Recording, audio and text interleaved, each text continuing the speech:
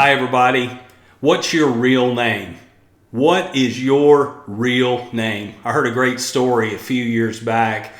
It's about a teacher in middle school, and she did this annually with her students. She would call them all together and get them all to write their name down at the top of a sheet of paper. Then she would instruct them to pass the paper back to the person behind them.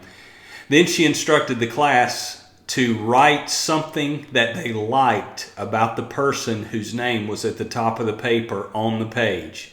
So everyone did. They continued to pass them back. So the paper would go all around the classroom, and when they got back to their rightful owner, they would have on them 25 things that the other students in the class liked about them.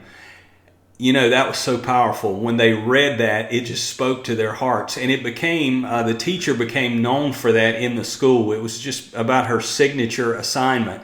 And obviously, she had a great heart. She was beloved as a teacher. Many years went by, and this lady passed away, and several of the students showed up at her funeral. And as they were standing around talking at the funeral, they began to talk about that assignment, and people began to say, that paper was so important in my life, it was so special to me. And one guy actually opened his wallet and pulled it out, and he said, look, I keep mine on me all the time.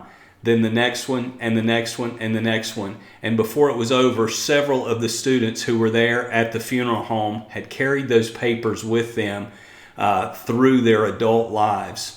Why was that assignment so special to them? I'll tell you why. Because somebody saw something in them and called them out. Somebody saw a light inside of them. They saw a gift inside of them. They saw something that spoke to them, and they called it out. And it was so special to those children early in life to hear something good about themselves. Our friend Jacob did not have that experience. We talked about Jacob extensively in another video, a previous video called Reclaiming Your True Identity. If you want to go back and see that, I would encourage you to do that. In fact, I would encourage you to watch that playlist called Authentic Relationships. Also, if this is blessing you, click subscribe and you can join our little and growing YouTube family. But Jacob did not have that great experience in his life. In fact, he was labeled with the name deceiver. Jacob in the Hebrew means deceiver.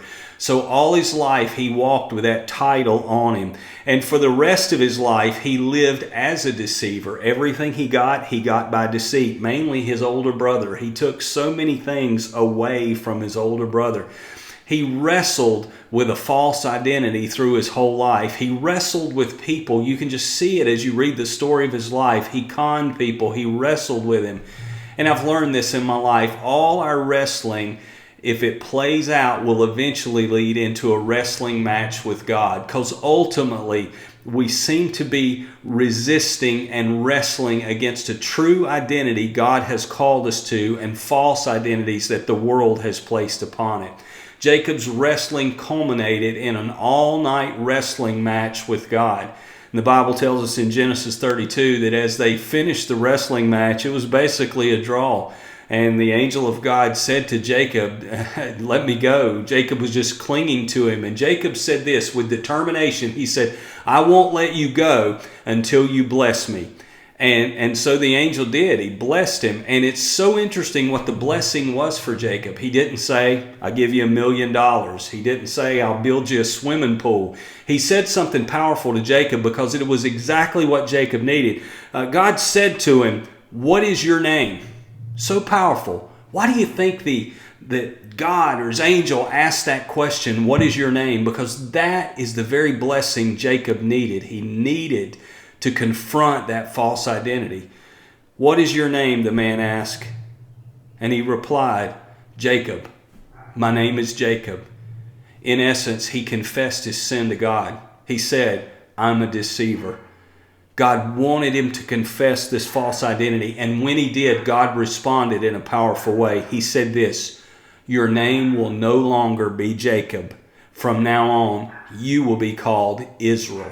Your name will no longer be called Jacob. From now on, you will be called Israel. You see, when we confess our false identities to God, He tells us who we really are in Him.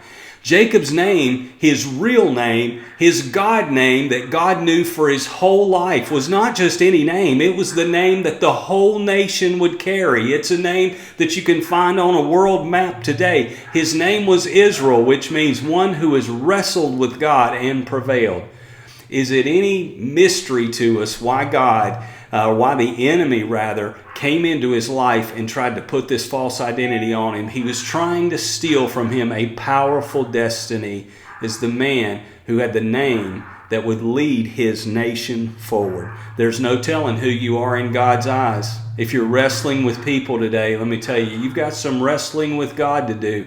And as you wrestle with him, as you stay close to him, as you pursue your true identity, confess your sins to him. Confess your failures. Confess the lies that you've believed about yourself, and God's going to speak to you who you really are. Thank you so much. God bless you. Thanks for joining me in this time. Remember, hit subscribe before you go. You won't miss a minute of this. Thank you so much.